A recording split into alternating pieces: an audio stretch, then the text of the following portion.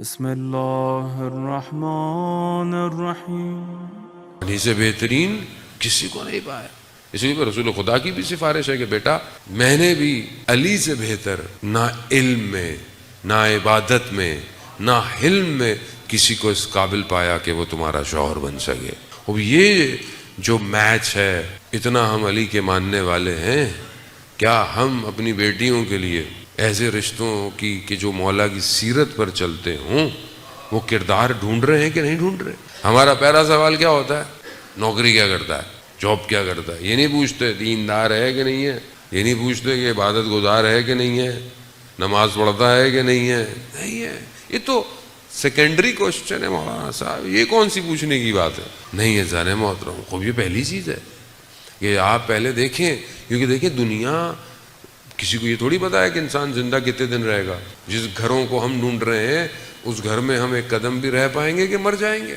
کتنے لوگ شادی ہونے والی ہوتی ہے، لوگوں کی زندگی ختم ہو جاتی ہے، ہارٹ فیل ہو جاتا ہے۔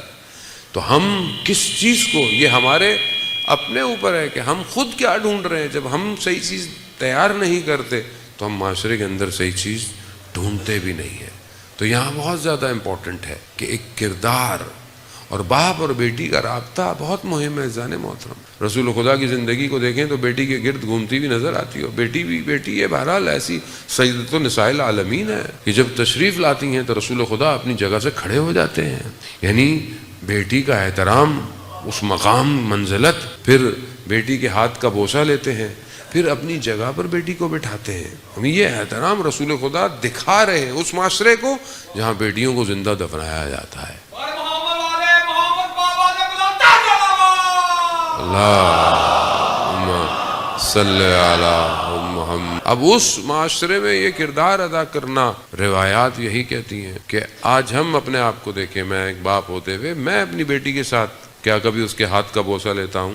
کیا میں کبھی اسے عزت دیتا ہوں، رسپیکٹ دیتا ہوں، اس کی گفتگو سنتا ہوں، اس کو مقام اور منزلت دیتا ہوں کہ نہیں دیتا؟ خب یہ بہت مہم ہے جان محترم۔ یہ شاید چیزیں معاشرے میں آہستہ آہستہ ناپید ہوتی جا رہی ہیں۔ جتنا انسان ماڈرن ہوتا جا رہا ہے اتنا انسان خود پرستی اور تنہا پرستی کا شکار ہوتا جا رہا ہے۔ آج انسان گھر کے اندر جاتا ہے، گھر والوں سے بات کم کرتا ہے اور اپنے موبائل سے زندگی زیادہ گزارتا ہے۔ ہر فرد انڈیویجول زندگی گزار رہا ہے، ساتھ بیٹھنے والے کے ساتھ اس کا کوئی تعلق ہے ہی نہیں، گھر میں بھی نہیں ہے اس کا۔ گھر والوں نے بھی واٹس ایپ کا گروپ بنایا ہوتا ہے، کوئی کام ہے تو اسی پہ ڈال دو، ایک دوسرے سے بات کر لو۔ یعنی انسان خوب اس سسٹم کے اندر ٹوٹتا جا رہا ہے۔ یہی ٹوٹنا انسان کو ڈپریشن، انگزائٹی، مایوسی، نا امیدی کی طرف لیتا جا رہا ہے۔ آج معاشرے کے اندر رویہ ہے ہی نہیں، معاشرے کے اندر موٹیویشن ہے ہی نہیں۔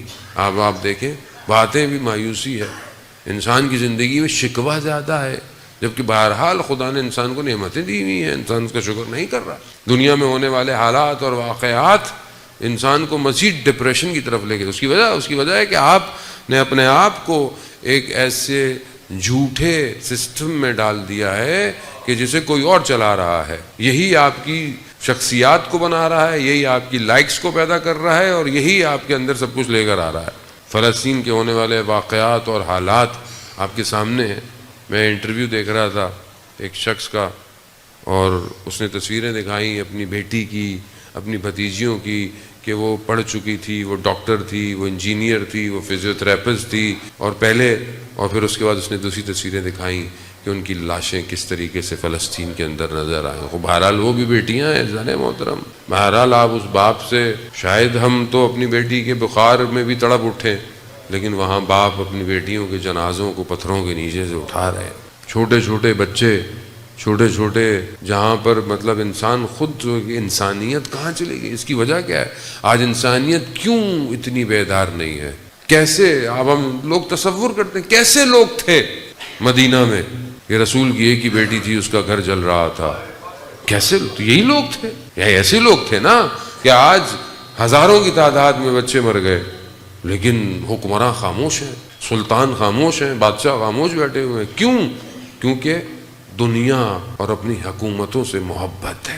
یہی صدر اسلام میں ہوا، یعنی انسان کو انسانیت سے نہیں اپنی خود پسندی سے محبت تھی۔ ایک ہی رسول کی بیٹی اور ایک ہی بیٹی اور آپ کے سامنے مسجد نبوی میں دربار میں کھڑی رہی. صدیقہ جسے کہا جائے اسے اپنی بات منوانے کے لیے گواہوں کو لانا پڑا.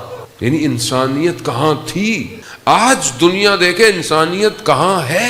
آج صبح شام آپ کے سامنے جو ظلم اور ستم ہو رہا ہے وہ آج انسانیت کہاں ہے؟ آج لب خاموش ہیں. ہم تو اس مکتب سے ہیں کہ ہم جب اپنی ماں کے پیٹ میں تھے ہم تو اس وقت سے مظلومیت کی بقا میں ساتھ ہیں. ہم تو اس وقت سے مظلوم کا ساتھ اور ظلم کے مقابلے میں ہیں. دنیا آج بیدار ہو رہی ہے کہ ظلم کے مقابلے میں کھڑے ہو. آج بچوں کے جنازے دیکھ رہی ہے. ہم تو بچپن سے اسے ایک بچے کے لیے رو رہے ہیں جسے 6 مہینے کا پانی نہیں دیا گیا. ظلم ہے عزیزان محترم. خوب یہ کب ہوگا؟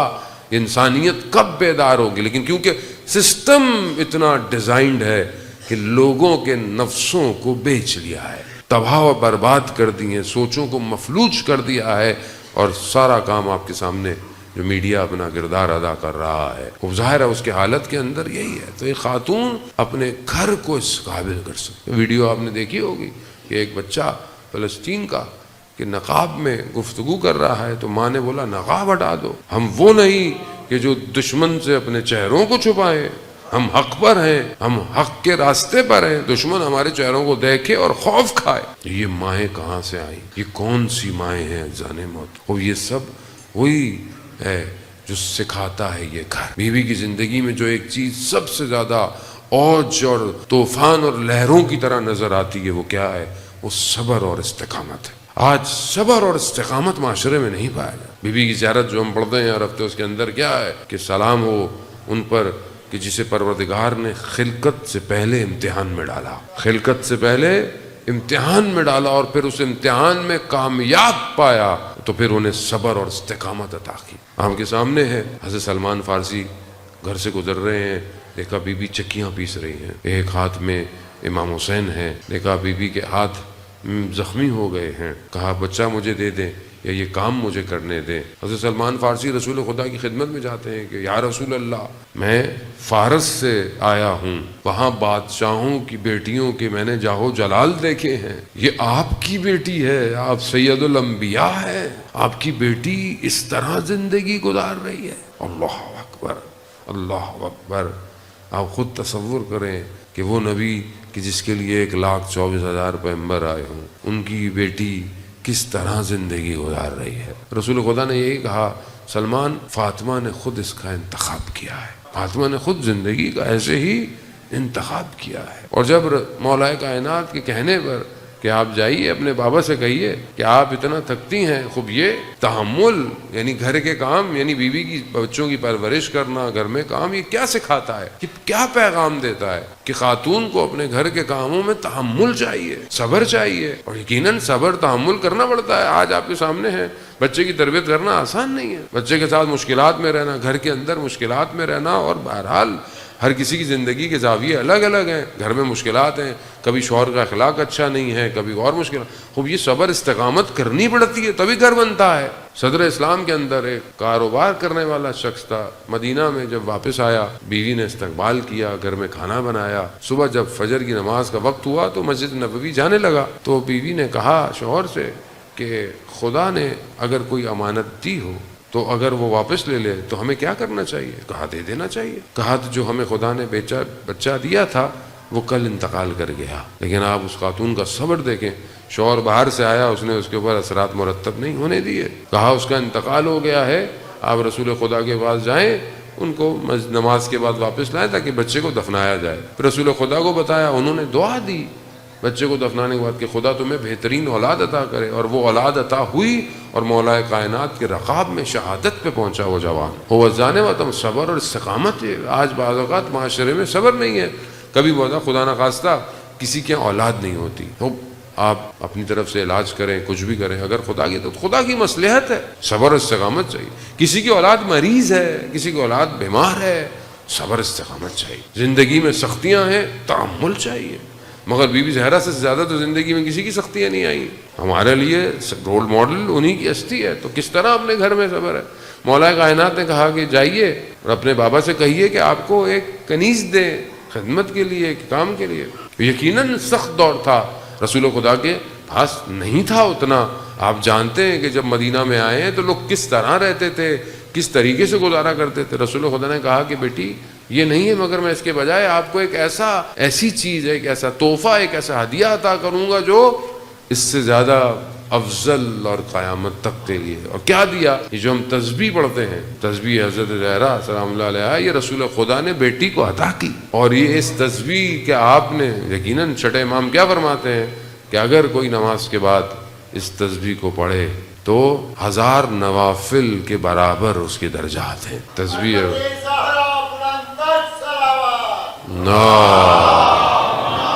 صلی علی محمد۔ اب یہاں اجزان محترم صبر اور استقامت آپ کے سامنے ہے۔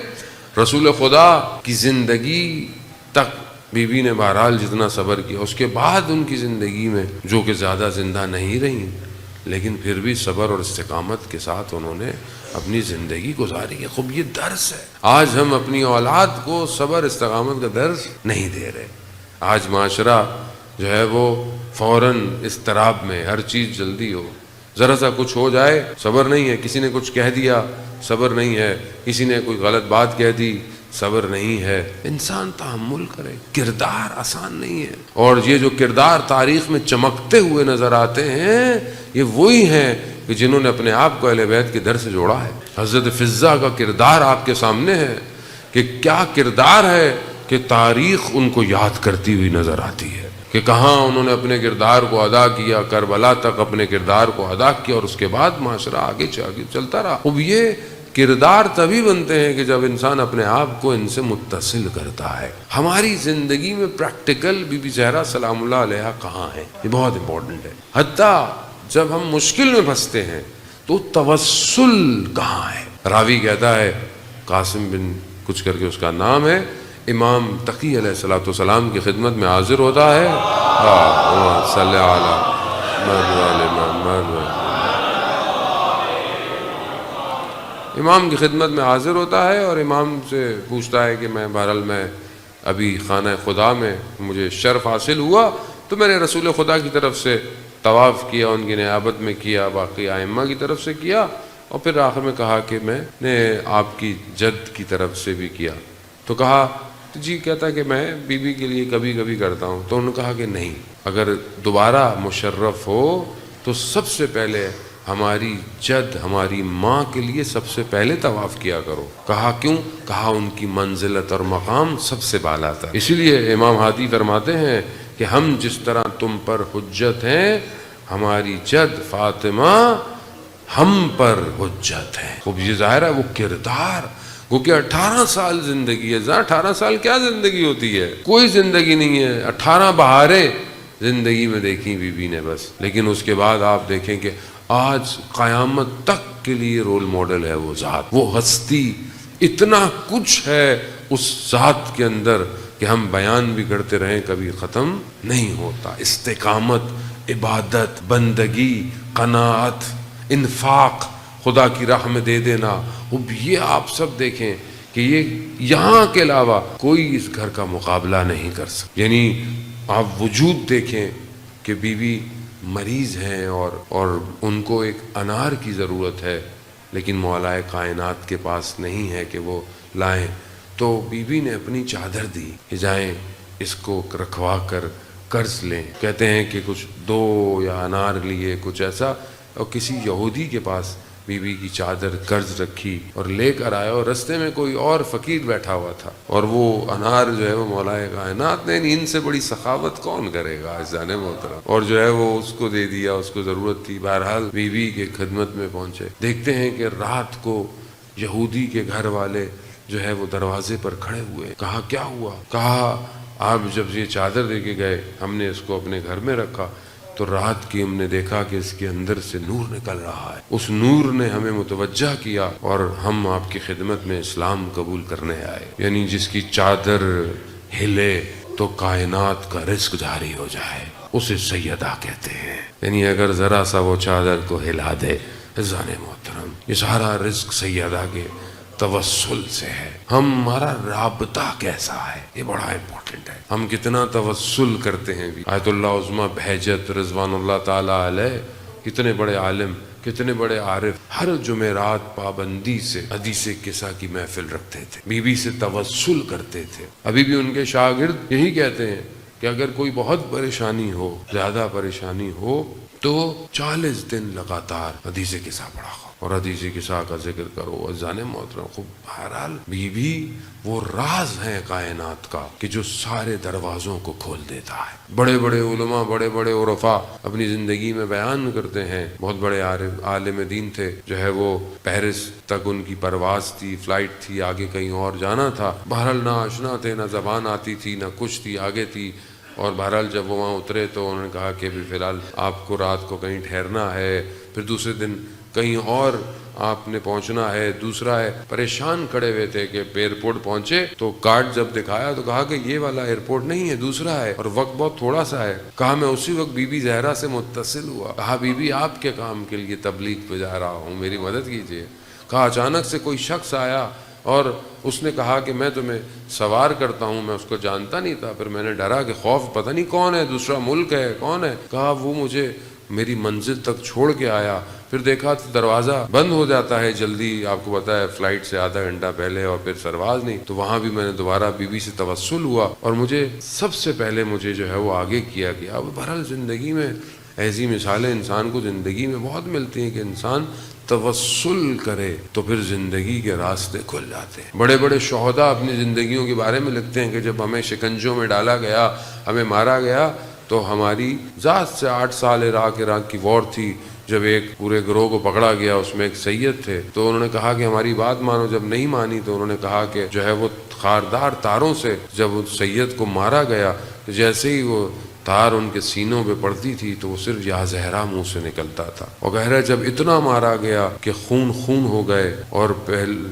سینے کی ان کی بھی پسلیاں ٹوٹ گئیں، تو کہا یا سیدہ گواہ رہیے گا، آپ اپنے وقت کے امام کے لیے آپ نے اپنی پسلیاں توڑوا دی، ہم نے بھی راہ حق میں اپنے آپ کو قربان۔ یہ رابطہ، یہ توسل، یہ ہے کہ انسان اپنی زندگی میں بیوی کو دیکھ رہا ہے۔ عزیزان محترم، ہم جو اتنی زندگی میں مشکلات ہیں، گرفتاریاں ہیں، پریشانیاں ہیں، ہم اس در سے کتنے جڑے ہوئے ہیں، ہم کتنا توسل کرتے ہیں، کتنا ان کی بارگاہ میں جاتے ہیں۔ عزیزان محترم، بہرحال وقت جو ہے وہ کم ہے۔ حاج مرزوق کے بارے میں کہ جنہوں نے تہران میں عزاداری کو ایک نئے طریقے سے قائم کیا، مشہور تھے عراق کے اندر عزاداری اور خاص قسم کے ماتم کے لیے، تو کہتے ہیں علماء انہیں کہتے تھے کہ آپ جو ہے وہ تہران تشریف لے کے جائیں، تو نہیں جاتے تھے، مگر خواب میں انہوں نے سید الشہداء کو دیکھا جنہوں نے انہیں کہا کہ آپ وہاں جائیں، ان کے کہنے پر آ گئے۔ حاج یکتا کہتے ہیں کہ میں جب ان کے آخری ایام میں زندگی سے ان سے ملنے گیا تو انہوں نے مجھے بتایا کہ میں کچھ دن پہلے شدید مریض تھا، مجھے بخار تھا، اور جب انسان کو بخار ہو تو گلا خشک ہو جاتا ہے، تو مجھے پیاس کی شدت محسوس ہوئی، اور جیسے ہی پیاس ہوئی تو میری 3 بیٹیاں تھیں، میں نے ان کو پکارا، ایک راضیہ، ایک مرضیہ، ایک فاطمہ۔ میں نے پہلے راضیہ کہا تو میں نے دیکھا ایک نقاب پوش خاتون تشریف لائی ہے، پھر میں نے کہا مرضیہ، تو وہ خاتون اور آگے بڑھی، پھر میں نے کہا فاطمہ، تو ان خاتون نے مجھے گلاس دکھایا، کہا ہم آ گئے ہیں نا تمہیں پانی پلانے۔ تو حاج مرزوق کہتے ہیں کہ میں نے کہا بی بی میں جانتا ہوں کہ آپ آئی ہیں، لیکن ادب اور احترام کا تقاضا، میں کیسے آپ سے پانی پیوں؟ کہا حاج مرزوق تم نے ساری زندگی ہمارے بیٹے کی نوکری کی ہے، ہم آخری وقت تمہارے لیے پانی لے کر آئے۔ وہ انسان ظاہر ہے اس مقام پہ پہنچ جاتا ہے عزاداران محترم کہ جب پانی دیا تو پھر بی بی نے کہا حاج مرزوق ہمارے لیے مصائب نہیں پڑو گے؟ تو کہا بی بی ڈاکٹروں نے منع کیا ہے، دل کی حالت ایسی، مگر آپ جو حکم فرمائیں۔ تو بہرحال بی بی نے امر فرمایا کہ حاج مرزوق علی اصغر کے مصائب پڑھو۔ بہرحال بچے کے مصائب سخت ہوتے ہیں، بی بی بھی جانتی تھیں کہ میرے بیٹے کو کت مشکلات کا سامنا کرنا پڑ گیا۔ ہاں عزاداران محترم، آج فلسطین میں شہید ہونے والے بچے، حتیٰ 2 ماہ کا بھی بچہ ابھی دیکھا گیا، مگر سلام ہو، کیونکہ دروازے جلے بھی ہوں گے، بلڈنگیں گری بھی ہوں گی، لیکن صدر اسلام میں حق کے راستے پر اگر پہلا بچہ شہید ہوا تو وہ در و دیوار میں آیا۔ اس وقت اگر مسلمانوں نے استقامت دکھائی ہوتی تو آج فلسطین کے بچے شہید نہ ہوتے۔ جانے محترم، اس وقت اگر دروازے کو جلنے سے روک دیا جاتا تو کربلا میں خیمے نہ جلتے۔ داستان مدینہ سے شروع ہوئی ہے، یہ ظلم مدینہ سے شروع ہوا، اور مسلمان خاموش رہنے کی عادت اختیار کر گیا. آج تک مسلمان خاموش ہے. ایک رسول کی بیٹی ہے، ایک، اور کسی نے کبھی یہ نہیں سوچا یہ ایک رسول کی بیٹی کا مرقد کہاں ہے. پہلو بھی شکستہ ہے، کل بھی رونے پہ بہ رہا تھا، آج بھی مرقد پہ بہ رہا ہے. ہاں زاداران محترم، آخری وقت آیا رسول خدا کی زندگی کا. بی بی اپنے بابا کے سرانے پر ہے. بیٹیاں باپ سے بڑی محبت کرتی ہیں، بیٹیوں کو باپ سے بڑا پیار ہوتا ہے. بعض تو یہ کہتے ہیں کہ بیٹیاں ہوتی ہیں باپ کے جنازے کی زینت ہوتی ہیں. آہو بکا کوئی نہیں کرتا سوائے بیٹیوں کے. ہاں زاداران محترم، اس لیے بیٹیوں کا بڑا خیال رکھا. رسول خدا خود ارشاد فرماتے ہیں